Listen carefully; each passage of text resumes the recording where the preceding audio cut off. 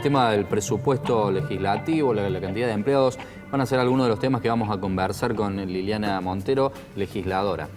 ¿Cómo le va, Liliana? Muchas gracias por acercarse al programa. Muchas gracias a ustedes. Felicitaciones por esta nueva etapa y felicitaciones porque tiene una camarógrafa. Tenemos una nueva realmente compañera. No he visto muchas en los distintos medios en los que he recorrido, así que me ha puesto muy contenta verlo y lo digo públicamente. Somos los primeros en me parece muy bien. Sí, Liliana, recién estábamos hablando con Vice Yares sobre el presupuesto de la legislatura, la cantidad de empleados. ¿Cuál es la postura de ustedes? ¿Por la tuya? Sí, la mía quizás también atravesada por una situación muy particular, ¿no? Yo circunstancialmente hoy soy legisladora de la provincia porque el pueblo me ha dado ese voto de confianza, trato de ejercerlo de la mejor manera posible, pero es cierto que soy una militante política desde muy jovencita y que he sido empleada de planta de la legislatura.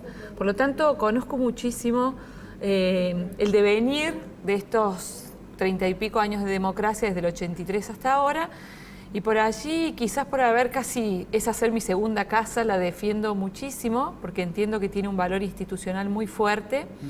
Creo que siempre la derecha y los gobiernos totalitarios han atacado a la acción política como un modo de desprestigiar la acción política, y en eso la legislatura, hay que entender, es el órgano político por excelencia. Sin lugar a dudas. Por excelencia. Sin lugar a dudas, pero ¿no Entonces, sería quizá que el ataque va a la cantidad de ñoqui, a la cantidad de acomodos políticos? Voy a hablar de esto. Porque también hay. Bueno, sí, voy a hablar de esto. En primer lugar, te diría que hay una situación que es la de los empleados de planta, que creo que es 400 y pico el personal de planta, un poco más a lo mejor, con las últimas pases a planta, con situaciones irregulares, complicadas, como por ejemplo tener empleados que hace 15 años o 20 años que tienen contrato, eso, que el Estado sea el primero que negrea a un trabajador, la verdad que no es bueno. Y pasa en muchos ámbitos, ¿no? Pero se va apostando a la... Dentro del ámbito de la planta permanente te diría que hay gente con la mayoría, por no decirte el 100%, porque puede haber alguien que no lo sea, con una alta capacitación y una alta especificidad. De hecho, cuando volvió la democracia, la mayoría no sabía ni cómo se hacía una ley, porque, bueno, veníamos de una destrucción total del sistema. Y hubo que empezar casi de cero, no había manuales de cómo se hacía una ley. Y hoy la legislatura de Córdoba ha editado, en los años anteriores, viene editando manuales que tienen que ver con la técnica legislativa que se utilizan en todo el país, digamos, y esos manuales han sido elaborados por la planta permanente de la legislatura. O sea que es una planta permanente que se capacita, que marca no tarjetas, sino que tiene marcación digital, por lo tanto no pueden ser ñoquis. Pero sí pueden ser acomodados. Hablando de la idoneidad... ¿Qué será acomodados? Porque, por ejemplo, yo te voy a decir una cosa. Una de mis hijas, que es militante política, trabaja no en mi área, pero trabajaba, digo, porque con esta situación le he pedido que renuncie, pero trabajaba en el bloque político. ¿Qué es ser acomodado? Sí, es como, a ver, yo te planteo el caso, le voy a sacar para no hacerlo personal, de Rodrigo de Loredo. Claro. Rodrigo de Loredo es una persona a la que conozco, no es de mi partido, por eso hablo de él, no es de mi espacio político hoy. Quizás compartimos en ideas muchísimas cosas, pero Rodrigo de Loredo es una de las personas más capaces con las que yo he trabajado en la legislatura en los 4 años anteriores. Con capacidad, con laburo, con militancia, con compromiso, con inteligencia, un tipo que fue medalla en su universidad. Entonces, la pregunta que yo me hago es, ¿por qué Rodrigo de Loredo tiene que pagar el costo político de ser que se casó con la hija de alguien? Entonces me parece, mira, yo soy autora de una de las leyes de ética pública en la provincia y tienen un artículo, esa ley que yo propuse, en la que hablo de la imposibilidad de que uno nombre sus familiares directos bajo su órbita, exceptuando, y lo digo claramente, cuando haya probado casos de idoneidad. Entonces me parece que así como ponemos la vara alta para esto, también hay que poner la vara en decir por qué el Estado argentino hoy se va a privar a lo mejor de tener un buen presidente del ARSAT porque el tipo se casó con una mujer que resultó ser la hija de un dirigente o de otro dirigente político. Entonces me parece, coincido con lo que decía Javier, hay que ser cuidadosos porque la decisión de Macri, y voy a ir a la decisión de Macri, tiene que ver básicamente, me parece a mí, esto es una lectura política, con un momento político complicado del gobierno, en donde viene en baja por las leyes previsionales, por la situación del ministro de Trabajo.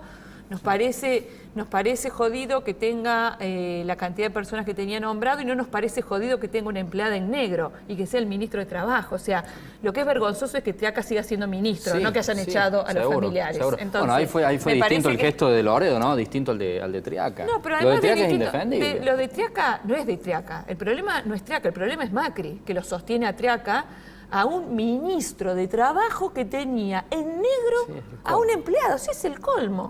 Entonces, me parece que el gobierno, en afán de que se hable de otro tema, ¿sí? Que no hablemos del déficit, que no hablemos que tuvieron que modificar la pauta inflacionaria a fin de año, respecto larga esta medida. Respecto al aumento de los impuestos, de las tarifas, ¿cómo ven la paritaria de este año? Córdoba tiene un problema, por un lado, hay un cierre de paritarias para los sectores de los trabajos. O sea, parte del proyecto del gobierno nacional es bajar el déficit en base al ajuste. Esta es la real de la historia. Entonces, hay aumento de tarifa y como consecuencia o como contrapartida de ese aumento de tarifa, lo que hay va a ser un fuerte ajuste, sobre todo en el sector público.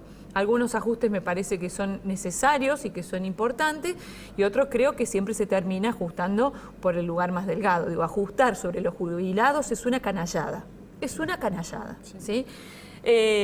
Porque no se ajusta del mismo modo sobre las empresas petroleras, no se ajusta sobre el mismo modo con las mineras, no se ajusta sobre los sectores concentrados de la tierra. Digamos, acá hay sectores que se han beneficiado, que se vienen beneficiando fuertemente en estos últimos 2 años, y que acá nos parece bárbaro que se ajuste sobre los sectores más vulnerables, como son los jubilados, como son los trabajadores del Estado. En ese contexto, Córdoba no es la excepción, tiene una pauta de arreglo salarial con el CEP, creo que es en el 12%, que cerraron sobre fin de año, no es la que van a aceptar los docentes, y como contrapartida el aumento en la mayoría de los impuestos supera largamente el 20-25%. Entonces, claramente, se está ajustando también. Eso es lo que te estoy diciendo. O sea, la misma pauta que tuvo el gobierno nacional o que tiene en su proyecto de construcción de país es exactamente la misma que tiene Juan Schiaretti en la provincia de Córdoba. No se diferencian mucho en ese sentido, creo que comparten, no es que porque sean amigos, yo creo que comparten un modelo económico muy similar. Liliana, con respecto a los femicidios en Córdoba, sabemos que sos una persona comprometida al respecto. ¿Cómo lo ves al asunto? ¿Se está trabajando de la forma que se debe trabajar?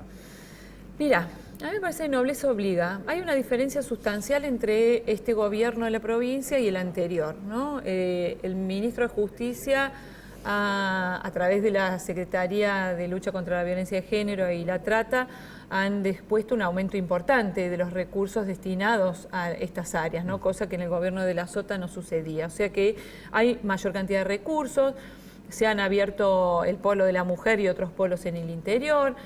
Se está sosteniendo de algún modo la cuestión que tiene que ver con la ayuda económica a las mujeres. Ahora, los índices nos dicen que tenemos en el 2017 la misma cantidad de femicidios que en el 2016 y que en el 2015, o sea, más o menos lo mismo. No es una cuestión de plata, entonces. Yo creo que es una cuestión de plata, pero ¿dónde se ponen los recursos? Primero creo que, yo esto inclusive lo he conversado con algunos colegas tuyos en los últimos días de diciembre, me preguntaban también como psicóloga, esa es mi profesión, qué pensaba, ¿no? Porque trabajo mucho en ese ámbito de la justicia. Y yo creo que primero hay que entender que hay una matriz cultural de muchísimo tiempo que va a ser muy difícil dar vuelta. Fíjate vos que en la tele, en todos los programas, están discutiendo los actores, las actrices, sobre si lo que pasaba en los camarines estaba bien o estaba mal. Sí. Digo, es una cultura que está enraizada en nosotros, que tiene que ver con un machismo violento. Sí. Y de a poco hay que ir extirpándolo. Liliana, te agradecemos por haber formado parte del espacio. Quedan las puertas abiertas como siempre. Muchísimas gracias a usted. Nosotros nos despedimos hasta la semana que viene, mismo día, mismo horario y mismo canal. Hasta entonces.